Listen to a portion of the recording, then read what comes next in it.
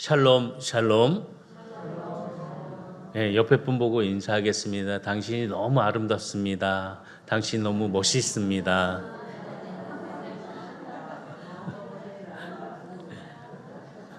아름답고 멋있다는 얘기 들으시니까 기분이 좋으시죠?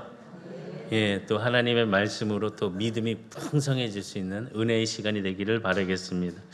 저희 교회가 이제는 하나의 목적을 가지고 그 교회를 세워가는 그런 일에 함께 힘을 쓰고 있습니다. 그게 뭐냐? 영성으로 뭔가 튼튼한 교회, 또 하나님 앞에 바르게 쓸 수 있는 생각과 그 자세를 갖기 위해서 우리가 늘 말씀 묵상을 정교인들이 하고 있습니다. 매일매일 읽고 있는 그 말씀을 통해서 하나님이 나에게 주시는 힘, 또 나에게 보여주시는 그때 빛의 길, 그것을 우리가 잘 감당할 수 있는 은혜를 갖고 오늘 우리의 삶이 더욱더 나은 삶으로 가기를 바라는 그런 모습이 있습니다. 성경은요, 무엇보다도 강조하는 것이 있는데 무엇을 강조하냐? 묵상을 강조합니다. 하나님의 말씀을 묵상하는 것. 우리 성도님들이 정말 많이 하나님의 말씀을 묵상하면서 하나님을 더 깊이 알아갈 수 있는 우리 성도들이 되기를 바라겠습니다. 뭐 교회를 여러 번 나오고 몇 년 나오고 뭐 몇십 년 나와도 하나님에 대해서 한번 얘기해 주세요. 글쎄요 라고 하면은 좀 이게 문제가 되지 않겠습니까? 하나님에 대해서 우리가 얘기할 때에 나를 구원자 예수 그리스도를 보내주셔서 그의 제 십자가로 우리를 구원해 주셨다 락을 통해서 그 하나님의 그 사랑의 은혜를 다 실천적으로 바라보고 하나님의 그 아름다움을 알아가는 그런 성도들이 되기를 바라겠습니다. 성경은 묵상의 중요성을 계속 강조하고 있는 것을 보게 되는데 특별히 말씀 묵상을 통해서 우리에게 주시는 은혜가 있습니다. 그게 뭐냐? 첫 번째, 형통의 길입니다.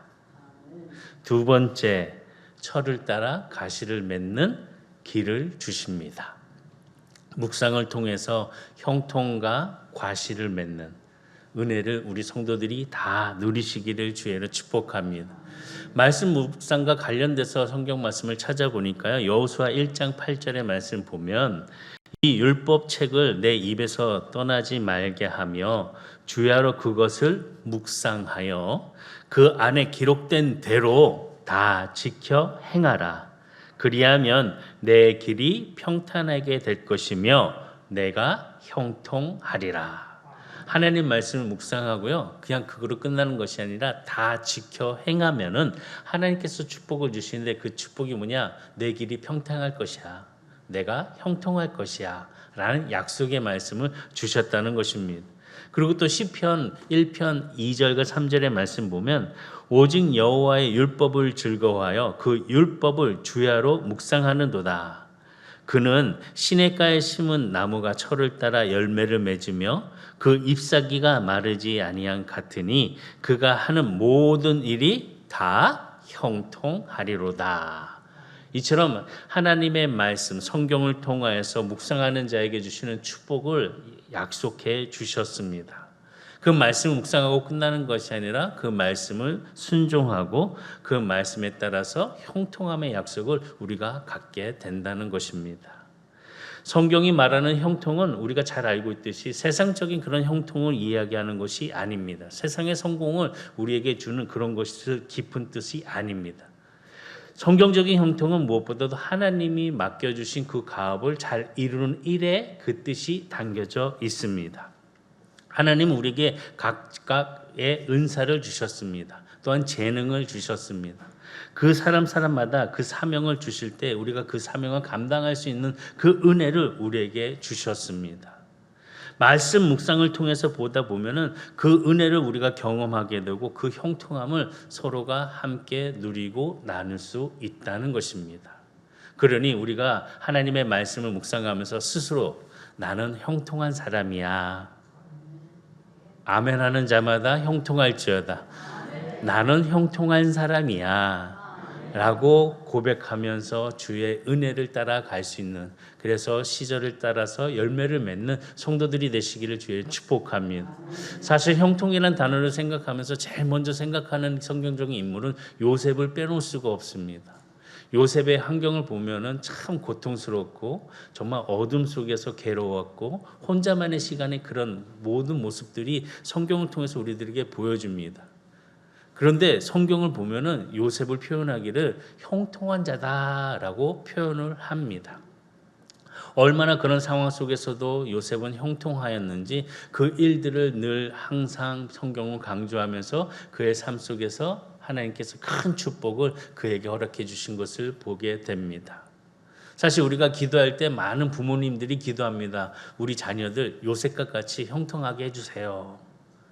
그런데 그 과정들은 떼어버리고 결과만 원하는 그런 기도가 있을 수가 있습니다. 사실 요셉과 같이 고통을 당해야 되고 요셉과 같이 그런 감옥에 혼자 지내는 시간도 있어야 되고 요셉과 같이 누명도 써야 되고 요셉과 같이 형제들에게 미움을 받아야 하기도 하고 그런 상황들 다 사실 내 자식이 그렇게 되길 원하시나요? 근데 요셉과 같이 되길 원한다고 기도해요. 왜냐? 뒤에 것만 생각하거든요. 그 과정들을 잘 생각하지 않습니다. 우리가 정작 하나님 앞에 기도하면서 형통한 자녀가 되기 원한다면 그 과정까지도 하나님의 은혜로서 맡기고 은혜의 그 축복의 결실들을 맺을 수 있는 그런 진실한 고백의 기도가 되기를 바라겠습니다. 말씀 묵상에 대해서 참 나누다 보면은 우리가 참 여러 가지 동양적으로는 이 묵상을 뭐 얘기하냐 명상이라고 얘기를 합니다. 그럼 명상하고 묵상의 차이점은 무엇일까? 라고 생각하면 얼핏 보면은 명상하고 묵상은 비슷한 그 관계를 갖고 있는 것을 보게 됩니다. 명상이라는 것을 보게 되면은 우리가 어떻게 생각하냐? 생각을 다 내어버리고 무념의 상태에서 자기의 것을 고요하게 성찰하면서 그 자기가 그 있는 스스로 자아를 발견하는 것을 명상이라고 합니다. 그러면서 조용한 시간에 혼자 명상하면서 생각하고 그 감정의 흐름을 잘 한번 보면서 안에 있는 분노, 염려, 어떤 걱정, 근심, 불안 이런 모든 것들을 다스리는 그런 시간들 이것이 명상이라고 얘기할 수가 있습니다. 어떻게 보면 명상과 묵상은 비슷하게 보이지만은 이 다른 것은 묵상은 명상과 확실하게 다른 것이 있습니다. 뭐냐? 생각과 감정을 다스리는 것을 넘어서 모든 생각을 그리스도 안에서 그것들의 생각에 온다는 것입니다. 그리스도 안에서의 생각으로 함께 나아간다는 것입니다. 말씀 보면 고린도후서 10장 5절에 보면 하나님 아는 것을 대적하여 높아진 것을 다 무너뜨리고 모든 생각을 사로잡아 그리스도에게 복종하게 하니 내 모든 생각들, 내가 갖고 있는 것들, 내 자아들 다 것들을 그리스도에게 맞춰서 그리스도의 은혜에 복종하면서 가는 것이 묵상의 그런 길이라는 것입니다. 그러니까 뭐 보면은 명상하고 묵상은 비슷하게 보여지게 되지만 이 명상하고 묵상은 확연하게 다른 것은 그리스도를 본받아 그리스도 안에서 함께하는 그런 일에 복종하며 순종하는 모습을 보여준다는 것입니다. 감정을 다스리고 또 서로 간의 모습들을 분별을 함을 통해서 그 다스리는 과정 속에서 묵상은 성령님의 도우심을 바라는 그런 마음으로 품고 생각이 열려 있어야 한다는 것입니다. 육의 생각을 영의 생각으로 바꾸는 것이 바로 묵상이라는 것입니다. 로마서 8장 6절과 8절의 말씀 보면 육신의 생각은 사망이요 영의 생각은 생명과 평안이라. 육신의 생각은 하나님과 원수가 되나니 이는 하나님의 법에 굴복하지 아니할 뿐 아니라 할 수도 없음이라. 육신에 있는 자들은 하나님을 기쁘시게 할 수 없느니라. 라는 사도 바울의 고백을 통해서 볼 때 육신의 생각을 저버리고 하나님이 주신 생각으로 다시 얘기하면 묵상을 통해서 나의 생각을 내려놓고 그리스도 안에 맞춤을 통해서 그리스도와 함께 할 수 있는 그런 그리스도를 닮아가는 그런 모습의 형상함을 우리가 가져야 한다는 것입니다. 말씀 묵상은 다른 것이 아니라 비움이라는 것입니다. 내려놓음이라는 것입니다. 비울 줄 알아야 되고 내려놔야 합니다. 그래야지 말씀을 묵상할 때 그 말씀이 나에게 채워지는 것이고 내가 그 말씀을 움켜 잡을 수가 있는 것입니다. 우리는 내 안에 죄와 탐욕이 너무 가득 있습니다. 그렇기 때문에 비우지 않으면은 하나님의 말씀, 하나님의 그 사랑으로 채워지지 않는 그런 마음의 공허함이 있다는 것입니다. 비워야지만이 하나님의 말씀과 사랑이 채워져서 그 풍성함을 누림을 통해서 그 묵상의 열매를 삶에서 함께 나눌 수 있다는 것입니다. 우리 성도님들 성경을 읽으시면서 그냥 문자적으로만 보시나요? 아니면 그 말씀을 한번 보시면서 하나님이 나에게 이 말씀을 주시는 은혜가 있구나라고 하면서 한번 그 말씀을 다시 되씹어 보고 그 말씀을 가지고 기도하고 또 그 말씀을 가지고 실천적인 삶을 살아가고 계시나요?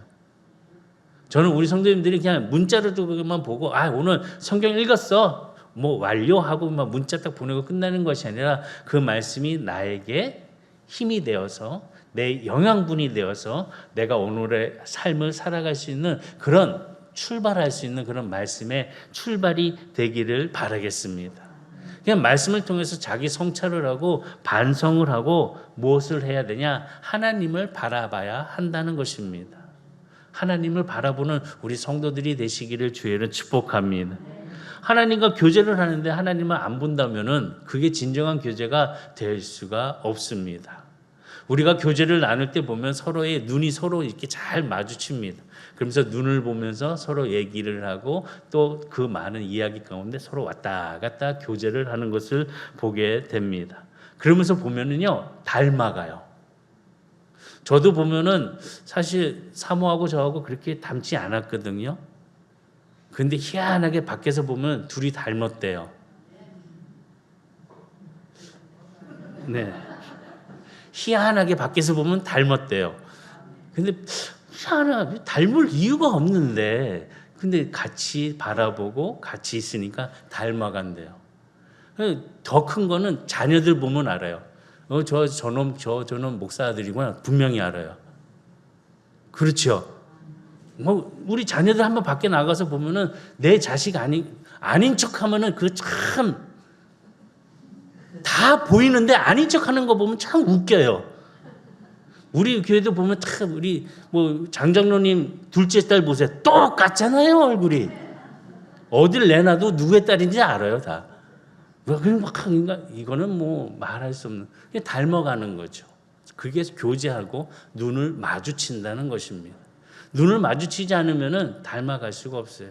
우리가 하나님의 말씀을 묵상하면서 하나님과 아이 컨택할 수 있는 그런 바라봄을 통해서 하나님을 닮아가는 그런 은혜로서의 삶이 2025년도에는 더 크게 변화가 되는 성도가 되시기를 주의로 축복합니다. 영적 성숙함을 이루는 교회. 좀 뭔가 성숙해져야죠. 맨날 똑같은 일에 똑같은 반복에 똑같은 그런 원망과 불평에 하나님 맨날 그런 원하는 것만 바라는 그런 것들이 아니라 하나님의 그 크신 은혜를 따라서 주의 발자취를 잘 닮아갈 수 있는 그런 선한 성도로서 영적으로 하나님의 그 영성을 함께 닮아가는 성도들이 다 되기를 주의로 축복합니다. 다시 보면은 묵상하는 것은 다른 것이 아니라 하나님의 말씀으로 충만히 채워지는 거예요. 하나님의 말씀으로 채워진다는 것이죠. 하나님의 말씀을 묵상할 때 가장 중요한 것은 뭐 해야 되냐? 듣는 겁니다. 하나님의 말씀을 듣는 겁니다. 예수님의 음성을 들어야 합니다. 그리고 순종하는 태도를 가져야 한다는 것입니다. 그래서 보면요, 성경 구약 성경에서도 보아도 그렇고 신약 성경에서도 보고 하나님과 예수님이 늘 강조하시는 그 말씀이 무엇인가 그러면 너희는 좀 가만히 좀 있어라라고 얘기해요. 다시 얘기하면 좀 조용히 해라, 침묵해라라고 말씀합니다.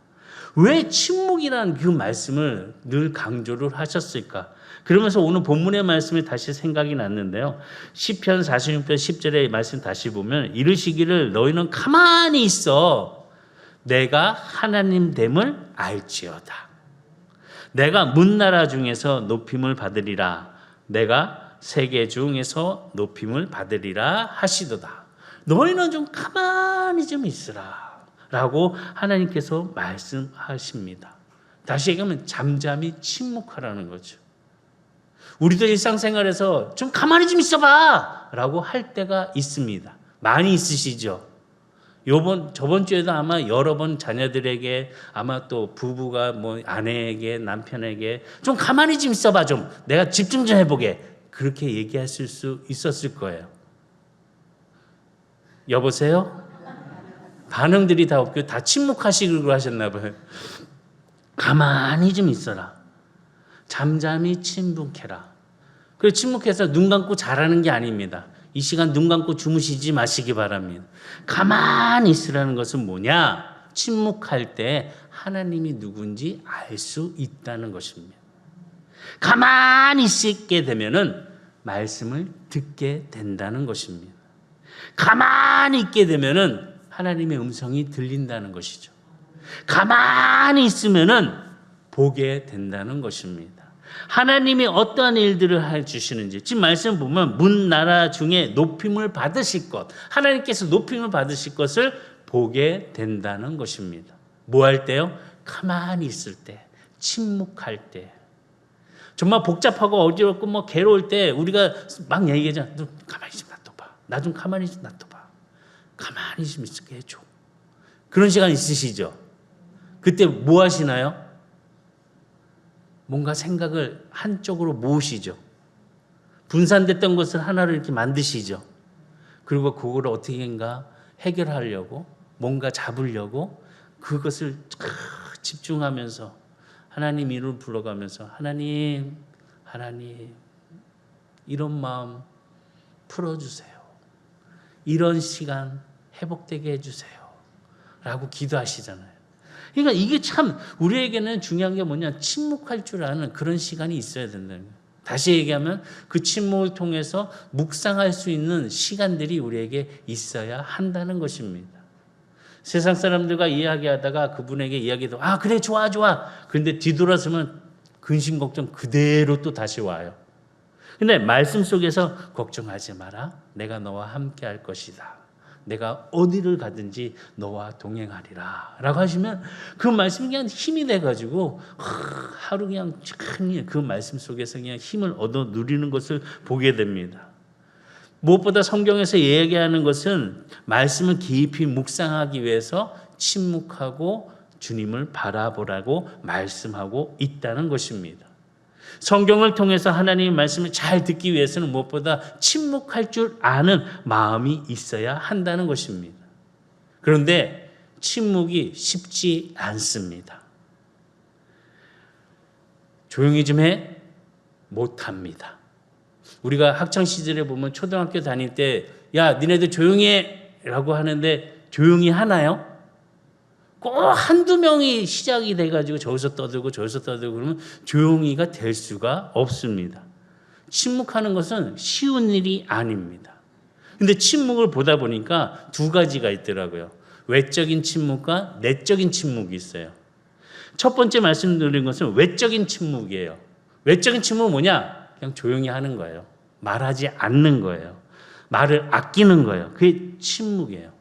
근데 우리가 하루 종일 뭐 금원령을 내렸다 하게 되면은 정말 말하고 싶어서 막 충동이 일어나는 순간들이 막 일어날 거예요. 막 계속 일어나죠. 근데 그 일이 쉽지 않다는 거죠. 사실 오늘 제가 부탁드리는 거, 우리 성도님들 오늘 하루만 침묵해 주세요라고 하면은 잘 하실 수 있을까? 아마 힘들 거예요. 여기 가서 이렇게 얘기해보고 싶고 저기 가서 이렇게 해보고 싶고 막 얘기가 그냥 근질근질 그러실 거예요. 그래서 말을 멈추고 침묵하기 시작되면은 참 희한하게도 그 시간에 신비한 경험을 하게 되는 것을 볼 수 있습니다. 외적인 침묵보다 그 말을 하지 않고 줄이며 내 삶의 생각을 더욱더 하나님의 말씀으로 다시 한번 덮어갈 때에 그 말씀의 그 말의 언어들이 내 입술을 통해서 열매를 맺을 수 있다는 거죠. 그러면 우리가 이 침묵을 그냥 내버려 두는 것이 아니라 삶에서 말씀 묵상을 통하여 침묵할 수 있는 그 지혜를 가져야 하는 것입니다. 그럼 외적 침묵을 얘기했는데 그럼 두 번째는 뭐냐? 내적 침묵이야. 내적 침묵.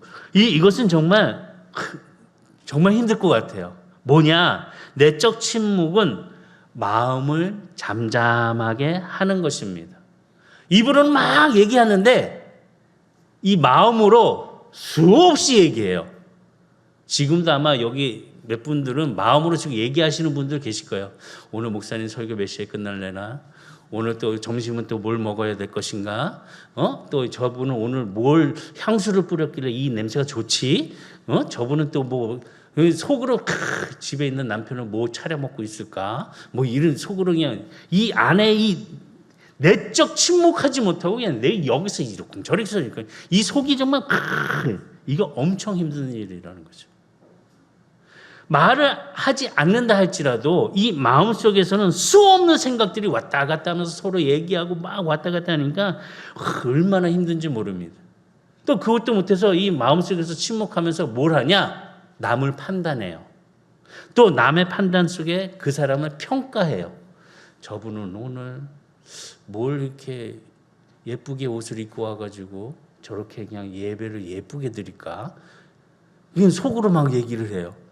왜 저분은 왜 벌써부터 눈 감고 주무시고 계실까? 시작도 하지도 않았는데 또 이 얘기하니까 갑자기 그냥 눈 뜨고 그냥 안 잔 척하는 것처럼 이 속으로 막 이제 그런 이 내적 침묵은 누구나도 이거는 어렵습니다.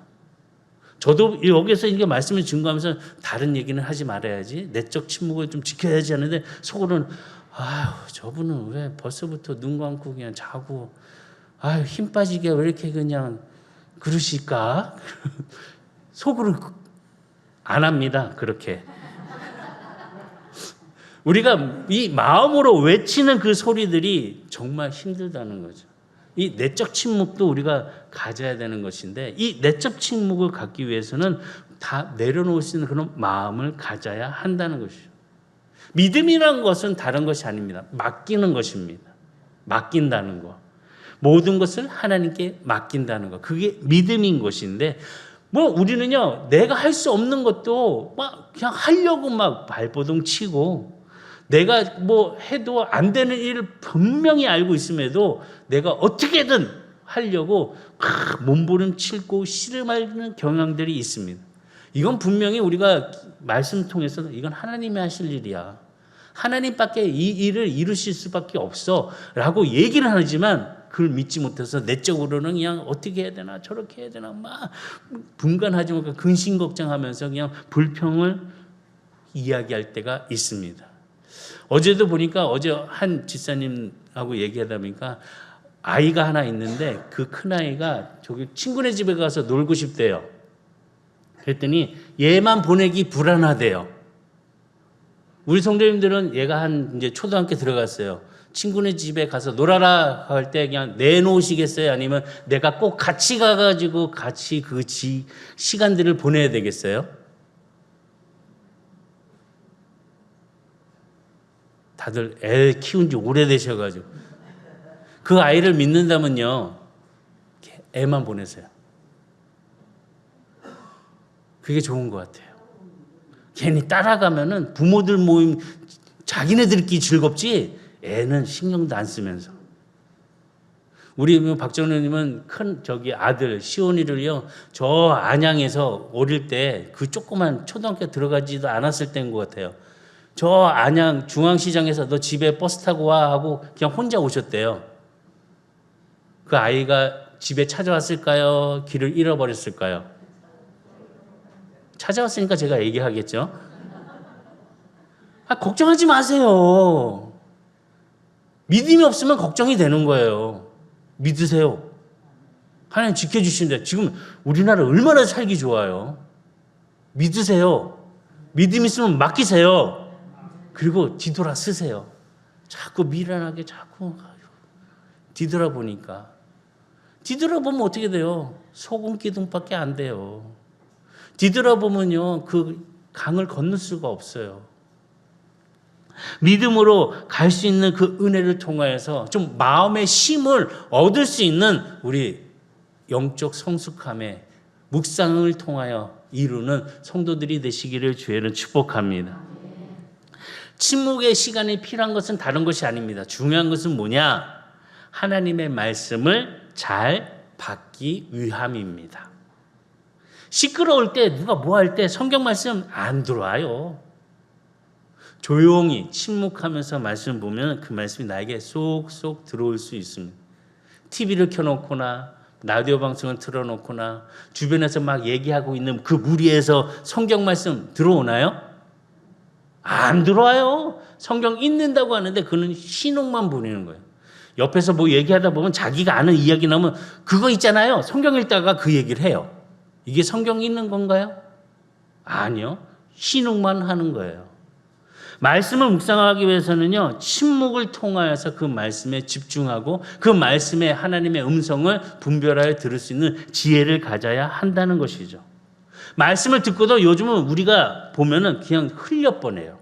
흘려버리지 아니하고 말씀을 마음에 새기는 그런 은혜를 가져야 한다는 것이죠.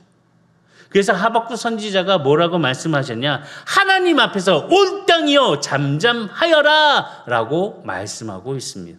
하나님 앞에서. 하박국 2장 20절에 보면 오직 여호와는 그 성전에 계시니 온 땅은 그 앞에서 잠잠할지어다 라고 말씀합니다. 온 땅이여 잠잠할지어다. 하나님 앞에 설 때에 잠잠함을 통하여서 하나님의 말씀을 들을 수 있는 그런 지혜로운 모습으로 오늘의 삶이 더 풍성해지기를 주의 이름으로 축복합니다. 이 침묵의 훈련이 참 필요한 것 같아요. 말씀으로 묵상함을 통해서 그 말씀을 받고 말씀 속으로 들어감을 통해서 내가 하나님을 바라볼 수 있다는 거죠. 하나님을 바라봄을 통해서 우리는 진정한 영성의 은혜를 갖고 성장할 수 있는 건강한 자가 될 수 있다는 것입니다. 시편 62편 1절과 2절의 말씀 보면 나의 영혼이 잠잠히 하나님만 바라며 나의 구원이 그에게서 나오는도다. 오직 그만이 나의 반석이시요 나의 구원이시요 나의 요새시니 내가 크게 흔들리지 아니하리로다. 주의 말씀을 갖고 주를 향한 그 마음속에 그 은혜를 깨닫는 사람들은 주는 나의 구원이십니다. 나의 요새이십니다. 내가 크게 흔들리지 아니합니다. 라는 고백을 통하여 침묵 안에서 가만히 서서 하나님의 은혜를 본받아 바라볼 수 있는 우리 성도들이 되시기를 주의로 축복합니다. 흔들리지 않았으면 좋겠어요. 마음이 자꾸 세상적인 것들과 또 악한 사탄이 주는 그런 생각으로 하나님 말씀 안에서 흔들림을 가진 그런 성도가 되지 마시기를 바라겠습니다. 말씀을 묵상하다 보면요, 시편 46편 1절과 5절의 말씀을 보게 되면 하나님은 우리의 피난처시요 힘이시니 환난 중에 만날 큰 도움이시라. 그러므로 땅이 변하든지 산이 흔들려 바다 가운데 빠지든지 바닷물이 솟아나고 뛰놀든지 그것이 넘침으로 산이 흔들릴지라도 우리는 두려워하지 아니하리로다. 한 시내가 있어 나누어 힐러 하나님의 성 곧 지존하신 이의 성소를 기쁘게 하도다. 하나님이 그 성 중에 계심에 성이 흔들리지 아니할 것이라. 새벽에 하나님이 도우시리로다. 침묵을 통해서 말씀 묵상을 통해서 두려워하지 아니하고 흔들리지 아니하는 믿음의 성도가 되시기를 주의로 축복합니다. 침묵 가운데 다른 것이 아닙니다. 하나님을 바라보는 성도가 되시기를 주의로 축복합니다. 그냥 바라봄으로 끝나는 것이 아니라 하나님이 어떠한 분이신지 그 어떠한 분이신지를 알게 된다면 내 안에 있는 두려움들은 다 사라지게 될 줄 믿습니다. 하나님과 온전한 교제 속에서 내적인 그런 성숙함을 이룰 수 있는 그런 믿음의 확신을 가지고 나아가는 선한 성도들이 되시기를 주의로 축복합니다. 근데 우리는 너무 쉽게 흔들려요. 이렇게 아멘하고도 또 나가다가 보면은 쉽게 흔들리는 일들이 참 많이 있습니다. 지금 편안한데 또 나가서 또 바라보면 불안해질 때가 있습니다. 왜 그럴까? 다른 것이 아닌 것 같습니다. 확신을 갖지 못하기 때문에 불안해합니다. 자꾸 우리는 그 불안한 마음 때문에 무엇을 하냐? 옆에 있는 사람들한테 너무 집착해요. 너무 그 사람의 그 사랑에 매달릴 때가 있어요. 너무 그 사람의 시선을 그 사람에게만 맞출 때가 있어요. 다른 것은 보지 못하고 그 사람에게만 집중할 때가 있습니다.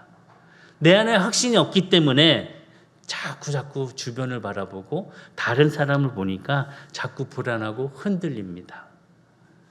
하나님의 사람을 우리가 경험할 수 있는 것은 묵상을 통해서 나의 시선이 하나님께 향해져 있을 때 하나님이 나에게 주신 귀한 은혜의 말씀을 통하여 나는 하나님의 소중한 존재이구나라는 것을 깨닫는 그 순간 두려움은 사라지게 되고 흔들림은 우리에게 없을 줄 믿습니다.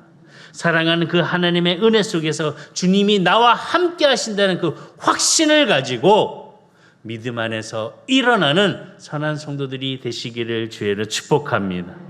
말씀 맺겠습니다. 지나치게 의존적으로 사람들을 바라보지 마시기 바랍니다. 너무 지나친 기대를 갖고 그 사람을 대하지 마시기 바라겠습니다. 오직 하나님만이 하실 수 있는 것을 분별할 수 있는 지혜를 가지고 하나님의 말씀을 바라보고 묵상할 때 그 크신 은혜 속에서 그 하나님의 그 사랑, 배려, 용서하심 그 모든 것들을 주신 은혜를 통해서 우리의 삶이 새롭게 일어날 수 있는 그런 축복의 성도로서 크게 일어나는 우리 성도들이 되시기를 주의로 축복합니다. 가만히 있어. 하나님 앞에서 그 크신 은혜의 하나님의 음성을 듣고 하나님이 주신 그 에너지를 공급받아서 힘 있는 삶의 은혜를 함께 하면서 사랑과의 관계 속에서도 성숙함을 이루어갈 수 있는 열매를 맺는 우리 선한 성도들이 다 되기를 주의로 축복합니다. 하나님 앞에서 그 크신 은혜를 이루어가기를 바라겠습니다. 기도하겠습니다.